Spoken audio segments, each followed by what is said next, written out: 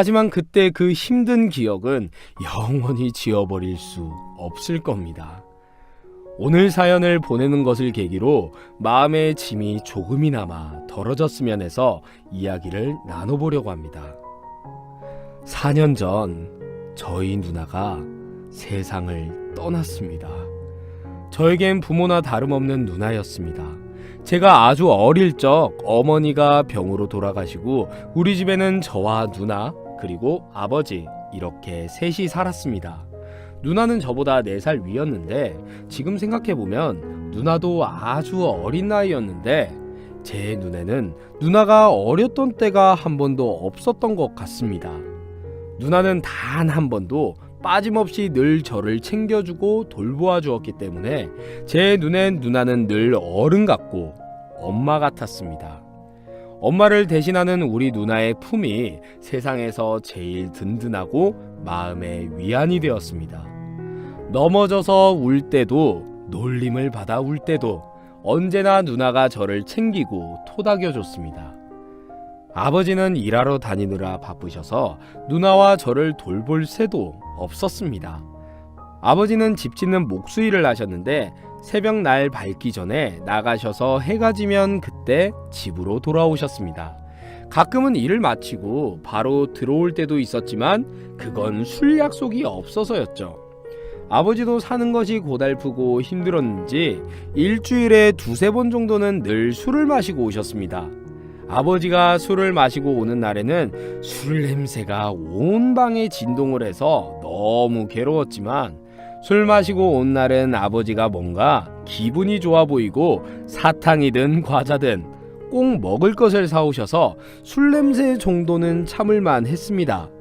아버지가 집에 늦게 들어오시니 늘 누나에게 네가 엄마 대신이다 하며 저를 맡기셨죠. 자연스럽게 저는 어릴 때부터 누나와 보내는 시간이 많았습니다. 엄마가 돌아가시고 나서 아버지가 밥을 해놓고 가면 밥을 차려주는 것은 늘 누나의 몫이었습니다. 제철아, 밥 먹자. 오늘은 뭐랑 먹어? 오늘도 김치야? 아니야. 아버지가 어제 집에 오실 때 계란 한 판 사오셨잖아. 오늘은 계란밥 먹을 거야. 밥이 뜨거울 때 계란을 이렇게 밥 안에 깨 넣고 밥을 그 위에 덮어주는 거야. 그러면 계란이 어느 정도 있거든. 여기에 간장을 넣어서 비벼 먹으면 진짜 맛있어. 제철이 밥 그릇에도 누나가 계란 넣어줄게. 자, 이렇게 계란을 깨 넣어서 제철이가 밥으로 덮어봐. 어떻게? 이렇게? 그래, 잘하네. 그리고 산토끼 노래를 부르는 거야. 산토끼 노래가 다 끝나면 간장 넣어서 먹을 수 있어. 그렇게 누나랑 저는 계란이 뜨거운 밥 안에서 있길 바라면서 산토끼 노래를 불렀습니다. 자, 다 됐다. 이제 간장 넣고 먹어보자. 잘 비벼서. 어때? 맛있지? 누나, 진짜 맛있어. 김치랑 먹는 것보다 100배는 맛있어. 그렇지? 제철이 많이 먹어? 그런데 누나, 이렇게 맛있는 거 어떻게 알았어? 아버지가 가르쳐줬어? 아니, 누나가 생각했어. 누나는 재료를 보면 뭘 만들어 먹으면 맛있을지 상상이 돼. 앞으로 누나가 맛있는 거 많이 해줄게. 진짜? 누나, 뭐든지 다 잘할 수 있어? 그럼 집에 재료만 있으면 뭐든지 만들 수 있어. 우와, 우리 누나 진짜 최고다. 나는 누나가 이 세상에서 제일 좋아. 누나도 제철이가 세상에서 제일 좋아. 제철이가 없었으면 누나는 슬펐을 것 같아. 제철이가 있어서 누나는 하나도 안 슬퍼. 가끔 엄마가 보고 싶긴 하지만 그래도 제철이가 있으니까 괜찮아. 나도 누나가 있으니까 괜찮아. 누나, 그런데 이거 진짜 맛있다. 나 하나 더 먹어도 돼? 그럼 제철이 많이 먹어. 많이 먹고 쑥쑥 커. 제가 기억하는 어린 시절은 늘 이랬습니다. 빈집에서 누나와 둘이 음식을 먹고 낮잠도 자고 친구들은 저를 엄마 없다고 손가락질하고 놀렸기 때문에 자연스럽게 우리 둘이서만 서로를 지키며 자랐습니다. 누나는 저의 엄마이자 저의 보호자였고 저희 친구였습니다. 누나는 학교에서 공부도 잘해서 제 학교 공부며 숙제는 누나가 다 도와주고 가르쳐 주었습니다. 그렇게 우리 남매는 서로를 의지하며 살았고 엄마가 안 계신 빈자리가 큰 것은 말할 것도 없지만 그럭저럭 우리 세 식구 나름 재미나게 살았습니다. 아버지도 우리가 커가니 뒤늦게나마 일을 줄이고 우리와 시간을 보내려고 노력하셨습니다. 가끔 달력 뒷장을 찢어서 우스운 그림을 그리셔서 보여주기도 하셨습니다. 아버지 나름대로는 우리와 친근하게 어울리기 위한 노력이었죠.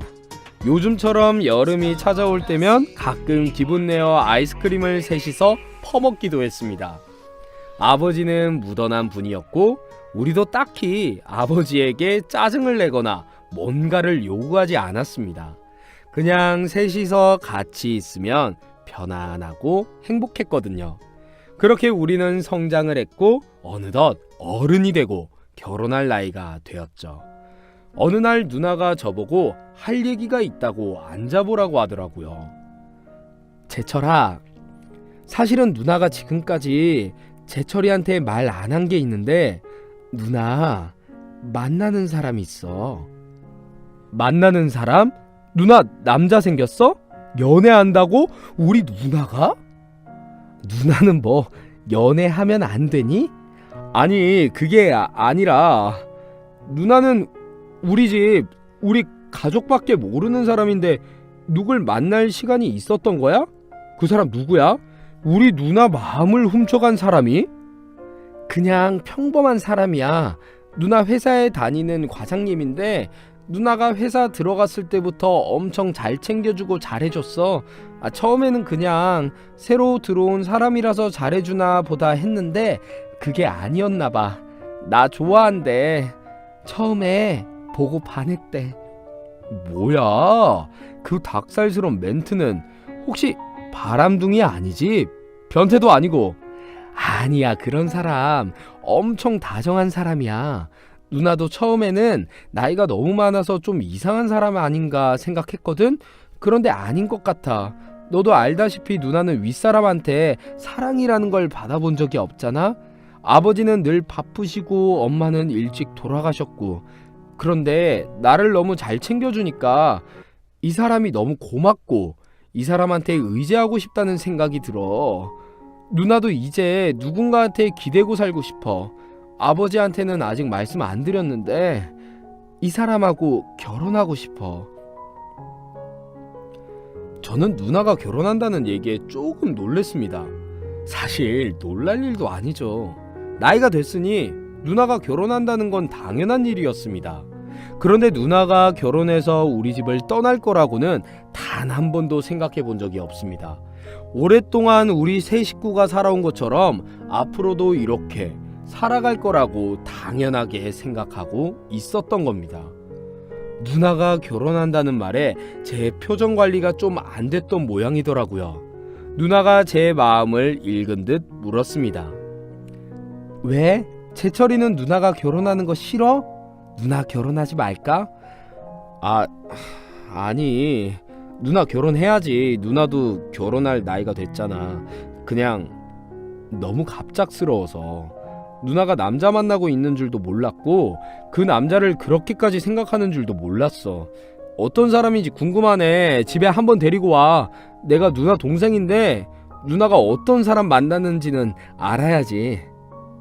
아직 정식으로 인사시키는 건 좀 그러니까 아버지는 나중에 뵙기로 하고 너만 따로 밖에서 같이 밥이나 먹자. 저녁에 일 마치고 같이 밥 먹는 거 괜찮지? 이번 주 금요일에 같이 밥 먹자. 내가 금요일에 만나자고 얘기할게. 그러지 뭐. 진짜 궁금하네. 어떤 사람일지. 그렇게 저는 그 주 금요일 저녁 삼겹살 집에서 누나가 만난다는 회사 과장님과 셋이서 만나게 되었습니다. 그 사람은 누나보다 나이가 14살이나 많은 사람이라고 했는데 제가 보기엔 그렇게까지 많아 보이지 않았습니다. 그때 누나 나이 28살이었고 그 사람은 42살이었는데 30대 중반 정도로만 보이더라고요. 나이가 많으시다고 해서 완전 아저씨 느낌인 줄 알았는데 안 그러시네요. 나이보다 훨씬 젊어 보이시네요. 관리를 잘 하셨나봐요. 그렇게 봐주니까 고마워요. 남자가 관리할 것이 있나. 그냥 아침에 세수하고 로션 바르는 게 전부지 뭐. 원래 어려 보인다는 말은 많이 들었어요. 지금 대학교 4학년? 내 막내 동생보다 한참 어린데 말 놔도 되겠지? 아, 예, 뭐 그러세요. 학교는 다닐만해? 취직은 어디서 할지 생각했고? 차츰 생각해야죠. 그런데 우리 누나 어디가 좋아서 만나요? 그냥 처음부터 좋았어. 운명이라고 할까? 왠지 저 사람이 내 사람일 것 같은 느낌이 들고 저 사람을 놓치면 후회할 것 같다는 느낌이 들었어. 그래서 내가 용기를 냈지. 제이씨 사랑한다고. 그렇게 말하면서 누나 손을 쓱 잡는데 저는 그 모습이 그렇게 보기가 싫더라고요. 이상하게 은큼해 보이고 기분이 나빴습니다. 동안이라고 아무리 그래봐야 40대는 40대인데 늙은 능구렁이가 순진한 아가씨 낚아채가는 그런 느낌이 들었거든요. 그런데 가능한 그런 생각 안 하려고 노력했습니다. 그 당시에는 누굴 데리고 와도 우리 누나가 아깝다는 생각을 했을 테니까요. 저한테 누나는 최고인데 그런 누나를 누군가 낚아채 간다는 것이 싫었으니까요. 누나가 저분을 많이 좋아하니까 그런 마음을 이해해 보려고 애썼습니다. 그런데 궁금한 게 있는데요. 나이가 42살이나 됐잖아요? 왜 지금까지 결혼도 안 하고 혼자 살아요? 그랬더니 그 남자가 살짝 당황하는 기색을 보였고 누나가 나서서 그 사람을 대변해 얘기해 주었습니다. 누나가 아직 얘기 안 한 게 있는데 과장님 결혼 한번 했었어. 그런데 이혼하고 지금은 혼자야. 아이도 없고 이혼한 지 몇 년 됐어. 그래? 왜 이혼했어요? 물어봐도 돼요? 뭐 이혼이라는 것이 다 그렇지 뭐. 서로 살다가 서로 뜻이 다르면 헤어지게 되는 거고 그냥 성격 차이야. 그래서 헤어졌어. 성격 차이요? 설마 혹시 우리 누나랑 결혼해도 성격 차이 있다고 이혼하는 거 아니에요? 그러자 그 과장이라는 남자는 기분이 안 좋다는 듯 얼굴이 약간 일그러졌고 누나는 그 옆에서 난감해하면서 제철아, 그런 얘기를 하면 신뢰가 될 수도 있잖아. 그건 누나랑 둘이 결정할 일이지 제철이 네가 지금 이 자리에서 할 얘기는 아니잖아. 알았어. 이혼했다고 하니까 그냥 궁금해서 물어본 거야. 기분 나쁘셨다면 죄송해요. 하나밖에 없는 우리 누나이고 저한테는 제일 소중한 사람이라서 그냥 걱정돼서 물어본 거예요. 우리 누나 만나게 되셨으니 앞으로 잘해주셨으면 좋겠어요. 우리 누나 엄마 돌아가시고 나서 어릴 때부터 집안 돌보느라 엄청 고생 많이 했어요. 우리 누나 행복했으면 좋겠어요. 우리 누나 눈에 눈물 안 나게 제가 바라는 건 그것뿐이에요. 그럼 당연히 그렇게 해야지. 내가 누나 한참 따라다녔어. 내가 누나한테 잘해야지. 그날 셋이 삼겹살 집에서 밥도 먹고 소주도 한 잔씩 했습니다. 솔직히 저는 그 사람 싫었습니다. 소리내서 웃는 모습도 가식적인 것 같고 누나한테 일부러 잘해주려고 노력하는 모습도 가식인 것 같고 뭔가 사람이 진실해 보이지 않는다고 해야 할까요? 그렇다고 누나한테 싫은 마음을 내색할 수는 없었습니다. 누나가 그 사람 옆에서 너무 행복해 보였고 누나는 그 사람을 정말 좋아하는 것 같이 보였으니까요. 집으로 돌아오는 길에 누나가 묻더군요. 눈에 기대감이 가득했습니다. 제가 싫다고 하면 분명 상처받을 게 뻔했죠. 제철아, 그 사람 어때? 네가 보기에도 괜찮아? 사람 성실하고 착해 보이지? 그렇지 뭐. 왜? 별로 마음에 안 들었어? 이혼했다고 해서 그러는 거야? 솔직히 이혼했다고 하는 건 좀 그렇더라고. 무슨 문제가 있어서 이혼한 거 아니야? 보통 부부들이 이혼을 그렇게 쉽게 하지는 못하잖아. 그렇지. 그 사람도 나름 우여곡절이 있었나 보더라. 그런데 자꾸 과거 이야기하면 너무 속상해하니까 자세히 물어보지는 않았어. 과거가 뭐가 중요해? 지금 내 곁에 있는 게 중요하지. 전 한참을 망설이다가 솔직하게 대답했습니다. 누나 있잖아. 난 솔직히 잘 모르겠어. 누나가 좋다고 하면 나도 반대하고 싶은 마음은 없어. 누나한테 소중한 사람이라는 거 알아. 그치만 솔직히 나이도 솔직히 좀 많고 누나가 왜 한 번 결혼했다가 이혼한 사람하고 결혼을 해야 돼? 과거 없는 사람 만나도 될 것 같은데 솔직히 진짜 내 입장에서 보기엔 누나가 너무 아까워. 굳이 내가 아니라도 누구든 그럴걸? 내가 헤어지라고 하면 헤어질 수 있어? 설마 이미 너무 마음을 줘버린 거야? 제철아, 나 그 사람 사랑해. 그 사람 없으면 안 될 것 같아. 그 사람하고 헤어지고 싶지도 않고 굳이 다른 사람 만나고 싶지도 않아. 제철아, 혹시나 아버지가 나중에 물어봐도 네가 얘기 좀 잘 해줘. 나 그 사람하고 결혼하고 싶어. 결혼하겠다고 약속했어. 약속이야 언제든지 깨질 수 있는 거 아니야? 사람도 만나다가 헤어질 수도 있는 거고 누나 말 나왔으니까 하는 말인데 다른 사람 좀 더 만나봐. 세상에 남자가 그 사람 한 사람밖에 있는 거 아니잖아. 누나랑 어울리고 누나한테 맞는 사람 얼마든지 있어. 세상에 남자는 많지만 내가 사랑하는 남자는 그 사람뿐이야. 우리 남매가 이렇게까지 의견이 벌어진 건 어릴 때부터 지금까지 거의 처음이었습니다. 저는 더 이상 말하고 싶지 않아 입을 닫았습니다. 누나가 그렇다는데 할 말이 없더군요. 누나는 이미 마음을 굳혔고 제가 옆에서 뭐라고 해봐야 누나 마음 속상하게 만드는 것밖에 안 되겠더라고요. 그래서 저는 더 이상 반대도 그렇다고 찬성도 하지 않았습니다.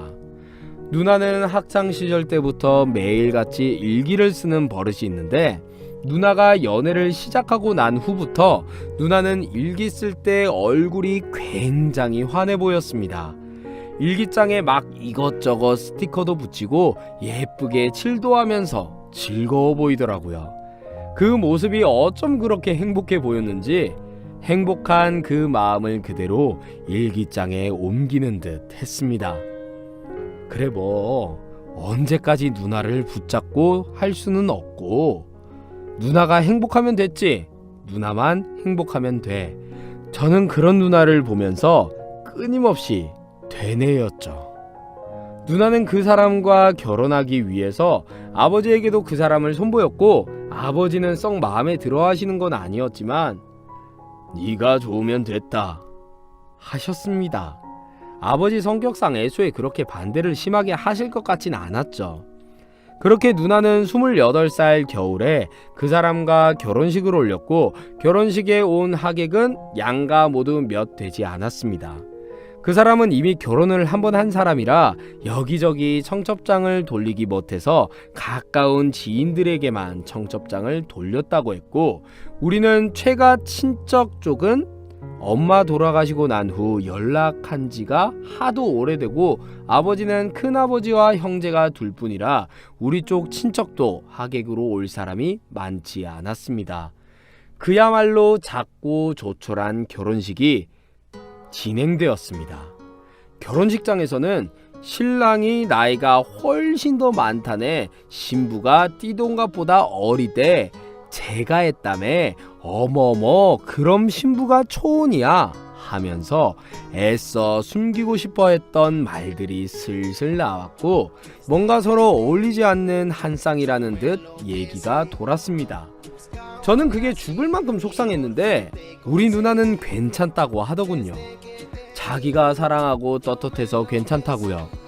그렇지만 현실적으로 오로지 축가받는 결혼식이라기보다는 뭔가 분위기가 묘하게 쑥덕거리는 분위기로 흘러가는 것 같았습니다. 어딘가 모르게 개운하지 못한 결혼식이었지만 그냥 제 기분 탓이려니 했습니다. 제가 그 사람이 마음에 들지 않아서 결혼식도 곱게 보이지 않는가 보다 했습니다. 결혼식 분위기야 어떻든 결혼해서 잘 살기만 하면 되지 별로 대수롭지 않게 생각했습니다.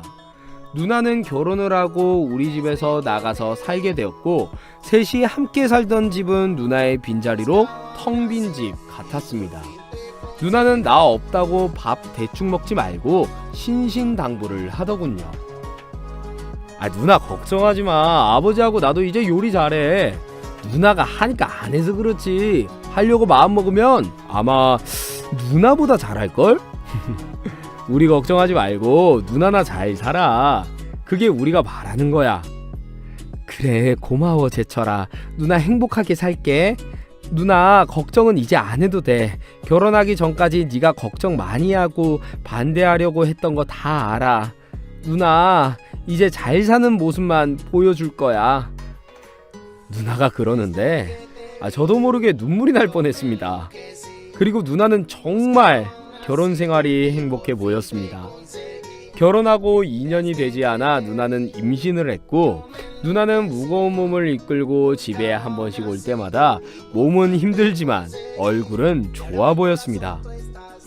누나 행복해? 임신하고 직장생활까지 하랴 힘들지 않아? 힘들긴 다들 이렇게 사는데 뭐. 그리고 직장이야 조금 있다가 그만둘 거야. 네 매형이 애 키우려면 직장은 그만두는 게 낫지 않겠냐고. 자기가 열심히 돈 벌어서 나랑 아기 먹여 살리겠대. 그래서 곧 사직서 낼 거야. 매일 일하고 살림하고 바쁘게만 살았는데 나도 집안 살림만 하면서 애만 보며 사는 날도 오네. 직장 그만두면 아이방도 좀 꾸미고 재봉틀로 아기 이불도 만들고 바쁠 것 같아. 그런 거 진짜 해보고 싶었는데 예쁘게 잘 되겠지? 우리 누나는 어쩜 이렇게 욕심도 없고 꿈도 소박한지. 나는 뭐 대단한 거 싫더라. 돈이 많이 없어도 아껴서 걱정 없이 사는 게 좋고 가족끼리 화목하게 걱정 없이 사는 게 제일 좋아. 그게 내가 바라는 거야. 그리고 누나의 출산일이 다가왔죠. 그런데 뭔가 이상했습니다. 누나 출산한다고 병원 간다는 소식을 듣고 저와 아버지는 바로 병원에 달려갔고 누나는 진통을 하면서 힘들게 애 낳을 준비를 하고 있더라고요. 그런데 어딜 봐도 매형 모습은 보이지 않았습니다. 누나 괜찮아? 누나 많이 힘들어? 괜찮아. 힘들었다. 나아졌다. 그래. 참을만해. 그런데 매형은 안 보이네? 너희 매형 오늘 지방 출장이 있어서 늦게 오거나 못 온다고 했어. 요즘 많이 바쁜가 봐. 지방 출장이 잦네. 그래? 아무리 바빠도 그렇지 누나 애 낳는 날인데. 그럼 여기 병원도 누나 혼자 온 거야? 택시 타고? 택시 타면 금방인데 뭐. 누나는 또 다시 진통이 시작됐는데 얼굴에 땀을 흘리면서 힘들어했고 저하고 아버지는 누나를 보고 있는데 마음이 너무나 안타까웠습니다.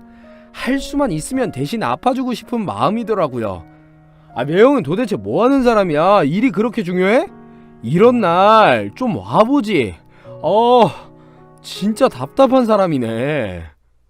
저는 답답한 마음에 매형한테 전화를 걸어보았고 매형은 전화를 받지도 않았습니다. 뭐가 그리 바쁜지. 대한민국 회사 일 혼자 다 하나 아버지 앞에서 투덜거렸죠. 일을 하다 보면 그럴 수도 있지. 일을 하고 싶다고 하고 하기 싫다고 안 할 수는 없잖냐. 네 매형 보더라도 괜히 싫은 내색하지 마라. 네가 싫은 내색하면 멀쩡하던 부부지간에도 불화가 생길 수도 있어. 그래도 이건 너무하잖아요. 누나가 저렇게 고생하는데 미리 휴가라도 냈어야죠. 그냥 잠자코 있어. 솔직히 애 낳는데 와봐야 밖에서 기다리는 거 밖에 더 하겠니? 회사 일이 바쁘면 일하는 게 낫지. 누나한테도 괜히 그런 말 하지 마. 아무렇지 않다가도 괜히 그런 말 들으면 서러운 마음이 드는 거야. 저는 아버지 말씀도 일리가 있다 싶어서 속은 부글부글 끓었지만 속으로만 삭혔습니다. 그리고 2시간쯤 지났을까? 누나가 분만실에 들어갔고 얼마 지나지 않아 아이가 태어났습니다. 누나는 거의 기진맥진한 얼굴로 아이 안부를 묻더라고요. 아이 잘 태어났지? 손가락 발가락 다 있고 눈, 코, 입 똑바로 다 붙어있지? 누나, 똑바로 붙어있는 정도가 아니야. 너무너무 예쁜 애가 태어났어. 누나 고생했어. 우리 누나 진짜 대단하다. 이렇게 힘든데 아이도 낳고. 누나 이제 좀 한숨 자. 너무 힘들었겠다. 제철아, 누나 전화기 한번 볼래? 매형한테 전화 왔을지도 몰라. 그래, 내가 볼게. 누나 가방을 챙겨 들고 있던 저는 가방에서 전화기를 꺼내보았고 누나가 불러주는 대로 전화기 비밀번호를 눌렀지만 단 한 통의 부재중 전화도 문자도 도착해 있지 않았습니다. 전화기를 보는 순간 저는 너무 화가 나더라고요. 아무리 그래도 이건 아니다 싶었죠. 도대체 뭐하기에, 무슨 짓을 하고 돌아다니기에 자기 아이가 태어나는 날 코빼기도 안 비치고 전화도 문자도 한 통 없는지 뭔가 있다는 생각밖에 안 들더라고요. 왜 아무 연락 없어? 아직 아무 연락이 없네. 아직 일이 덜 끝났나 봐. 일 끝나면 연락 오겠지. 내가 누나 전화기 들고 있다가 전화 오면 잘 받을게. 그리고 아이 예쁘게 태어났다고 얘기도 할게. 걱정 마. 그래.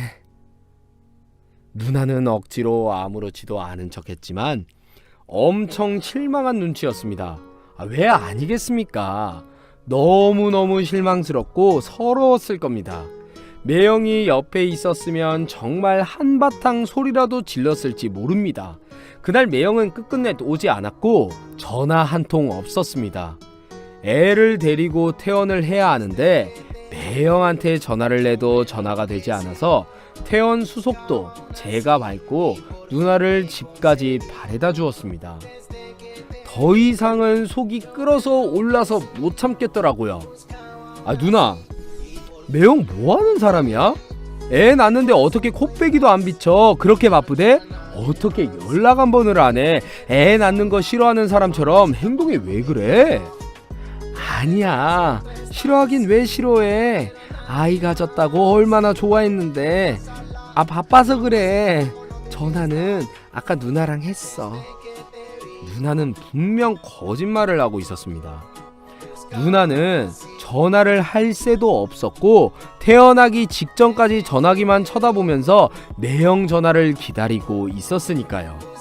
제가 너무 화를 내니까 누나는 저를 가라앉히기 위해서 대충 거짓말을 둘러대고 있었던 겁니다. 저는 누나 집까지 바래다 주었고 몸조리는 어떻게 하냐고 물어봤죠. 애 낳고는 몸조리를 잘 해야 되는 거 아니야? 누가 몸조리 해줄 사람은 있어? 그러자 누나는 억지로 웃어 보이며 몸조리는 무슨 몸조리야. 조금씩 움직이면 되지. 수술해서 낳은 애도 아니고 괜찮아. 찬물에 손 안 담그고 바람 안 들어가게 하면 돼. 그래도 애도 씻겨야 되고 먹여야 되고 그럴 거잖아. 누나 혼자 너무 힘들지 않아? 누나가 왜 혼자야? 매형 있잖아. 곧 들어올 거야. 누나는 그렇게 말했지만 제 느낌엔 매형이 금방 들어올 것 같지 않았습니다. 그냥 제 느낌이 그렇게 말해주었습니다. 저는 누나도 보살펴주고 조카도 좀 더 보고 오고 싶었지만 그 집에 들어가 있다가는 속에 천불이 날 것 같아서 그냥 바로 가겠다고 하고 돌아왔죠. 그리고 한동안 조용했습니다. 누나는 조카 사진을 보내주면서 오늘은 방긋 웃었다. 오늘은 하품을 하는데 정말 입이 컸다. 오늘은 옹알이를 했다. 오늘은 손가락을 잡았다. 이런저런 소식을 전해주었습니다. 매형하고는 아무 문제가 없는지 잘 지내고 있는지 묻고 싶었지만 혹시나 안 좋은 소리 나오면 은근히 쌓인 감정이 많아서 달려가 매형 멱살이라도 잡아버릴까봐 일부러 매형 소식은 묻지도 않았습니다. 그렇게 10개월쯤 지났을 겁니다. 우리 조카가 돌되기 전이었으니까요. 토요일 오후에 짐을 바리바리 싸들고 우리 집에 와서는 잠깐 어디 가볼 곳이 있으니 아이 좀 봐달라고 했습니다. 어디를 가는 건지 물으니 그건 대답하지도 않고 애 분유 주는 법, 기저귀 가는 법만 가르쳐 주더라고요. 어떻게 하는지 알아들었지? 우유 물은 뜨거우면 안 돼. 손등에 떨어뜨려 보고 미지근하다 싶을 때면 주면 돼. 그리고 응가는 오늘 했으니까 응가는 안 할 거야. 2-3시간 지나고 나서 기저귀만 한번 갈아줘. 그냥 입히면 되는 거니까 갈아 입히기만 하면 돼. 제철아, 잘 부탁해. 누나, 잠깐만 볼일 좀 보고 올게. 아, 무슨 볼일인데 그렇게 급해? 무슨 일이야? 아니, 솔직하게 말해봐. 무슨 일 있지? 아니야, 별일은 아니야. 일단 다녀와서 얘기할게. 지금은 나도 잘 모르겠어. 그렇게 누나는 급한 일이 있듯 달려나갔고 그것이 누나 살아생전 마지막 모습이었습니다. 제 생각에는 저만큼이 속이 탔던 누나가 매형을 찾아 나서려는 건가 싶었습니다. 그런데 오후 3시쯤 조카를 맡기고 나간 누나는 아무리 기다려도 오지 않았습니다. 밤이 지나고 새벽까지 누나는 연락도 없고 전화기도 꺼져 있었죠. 다음날 아침에야 저는 누나의 소식을 듣게 되었는데 누나의 경차는 어느 바닷가 외진길에서 가드레일을 들이받은 채 발견이 되었다고 했습니다. 운전자는 발견되었을 때 이미 숨을 거둔 상태였다고 경찰이 말해주었습니다. 경찰서에 도착하니 매형은 이미 도착해 있더군요. 매형도 넋이 나간 듯 제정신이 아니었습니다.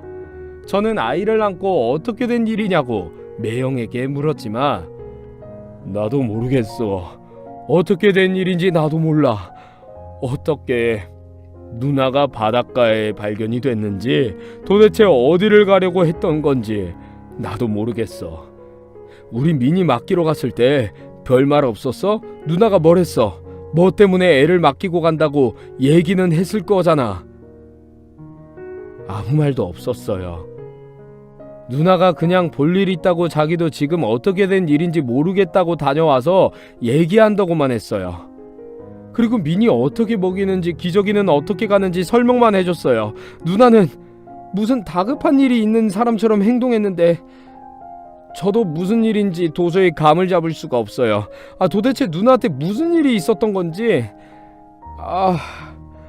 정말 미치겠어요. 그럴 줄 알았다면 미니를 아버지한테 맡기고 누나를 따라 나가는 건데 매형은요? 매형은 그 시간에 어디 있었어요? 왜 누나 혼자 어디 간 거예요? 나는 당연히 일하고 있었지. 지방에 출장이 많아. 그래서 계속 바빴어. 그 얘기를 할 때 매형 눈빛이 흔들렸습니다. 분명 거짓말을 하고 있다는 생각이 들더라고요. 지방 출장이요? 무슨 지방 출장이 그렇게 많아요? 미니 낳을 때도 지방 출장 가서 연락도 안 되고 바빴다고 했잖아요. 지방 출장 간 거 맞아요? 지금 무슨 소리를 하는 거야, 처남? 말 함부로 하지 마. 내가 바빴다는데 지금 날 못 믿겠다는 거야? 그럼 내가 그 시각에 일 안 했으면 어디 있었겠어? 지금 누나가 죽었는데 지금 나하고 싸우자는 거야. 저는 뭐라도 대받아 치고 싶은 말이 수백 가지는 더 됐지만 누나가 죽은 이 상황에서 그러지 말자 참았습니다. 뭐가 뭔지 모르겠지만 정말 어이없고 허망한 일이었지요. 경찰서에서는 과속으로 달리다가 길을 잘 몰라 사고가 난 것 같다고, 블랙박스를 확인해봐도 급하게 차를 몰다가 사고가 난 것 외에 다른 건 찾지 못했다고 했습니다. 그리고 운전을 하면서 뭐라고 계속 중얼거리는 듯한 소리를 들었는데 그 소리는 너무 작아서 들리지 않았다고 했습니다. 아무래도 이상한 일이었습니다. 누나가 그 밤에 길도 낯선 바닷가를 간 것인지 도대체 그 밤까지 누나는 뭘 한다고 돌아다닌 건지 정말 알 수가 없더군요. 뭔가 속 시원한 결론도 없이 누나의 장례식은 끝이 나 버렸습니다. 저는 장례식 내내 뭔가 풀리지 않는 의문점들이 있었고 뭔지는 모르겠지만 이건 아니다, 뭔가가 있다는 생각이 자꾸 들었습니다. 뭐라도 찾아봐야 할 것 같아서 매형한테 누나의 유품들이 다 어디 있느냐고 물었죠. 아직 유품 정리도 하지 못했다며 장례식 끝나고 정리할 거라고 하더군요. 누나 유품 제가 정리해도 되겠습니까? 저남이? 누나는 저에게 그냥 누나가 아닙니다. 어릴 때부터 저를 보살펴줬어요. 저한테 누나는 엄마이고 제일 믿음직한 산 같은 존재이고 세상에서 내가 제일 존경하는 사람이에요. 누나의 유품은 제가 보관하고 싶어서요. 그래야 제가 마음이 조금이라도 덜 허전할 것 같아요. 누나 유품 제가 정리하게 해줬으면 좋겠습니다. 뭐 그러든지. 그런데 죽은 사람 물건 뭐 하려고 찝찝하지 않겠어? 그 말 한마디에 저는 매형 멱살을 잡을 뻔했습니다. 누나를 정말 사랑했다면, 가족이라고 생각했다면 절대 그런 말을 못했을 겁니다.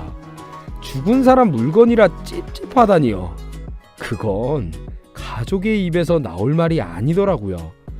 속으로 욕이 절로 나왔지만 꾹 참고 괜찮습니다 한마디 하고 끝냈죠.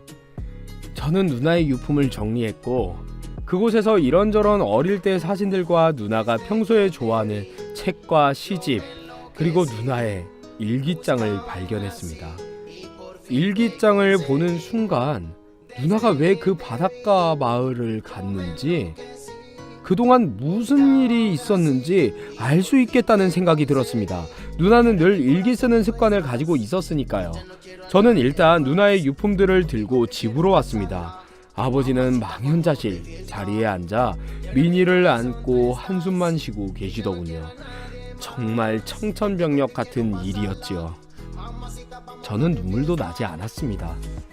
누나가 죽었다는 사실을 받아들이는 것조차 할 수 없었습니다. 저는 누나가 왜 그렇게 죽을 수밖에 없었는지 그 이유를 알기 전까지는 저는 눈물 한 방울도 흘릴 수 없었습니다. 저는 방으로 들어와 천천히 누나의 일기장을 열어보았습니다.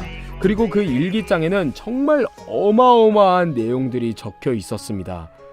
매형은 누나와 결혼 후 혼인신고를 하지 않았더군요. 누나한테는 혼인신고한다고 해놓고 실제로는 혼인신고를 하지 않았고 혼인신고서를 위조한 서류를 보여주며 혼인신고했다는 거짓말을 했던 겁니다. 그때는 당연히 누나는 위조한 서류를 믿었습니다. 알고 보니 매형은 원래 부인과 별거 상태에 있었지만 합의 이혼을 이끌어내지 못해 이혼을 하지 않은 상태였고 주변 사람들한테 이미 이혼했다고 혼자 산다고 떠들고 다닌 겁니다. 누나는 그때 아주 큰 충격을 받았다고 했습니다. 누나는 매형을 크게 의지하고 믿었는데 매형은 누나를 완벽하게 속였던 겁니다.